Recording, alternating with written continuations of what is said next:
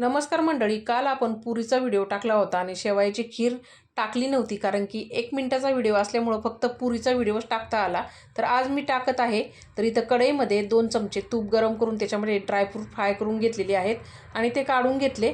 नंतर त्याच तुपामध्ये बारीक शेवया परतून घेतल्या चांगल्या गुलाबी रंगावरती येऊपर्यंत. त्याच्यामध्येच मी 1.5 लिटर दूध टाकलेलं आहे. दूध मात्र इथं गरम करून घ्यायचं, नाहीतर तुम्ही तसंच कच्चं टाकताना तर ते फुटू शकतो. आता शेवया आणि दूध मिक्स केलं आणि स्लो गॅस ठेवून चांगली उकळून घेतली खीर.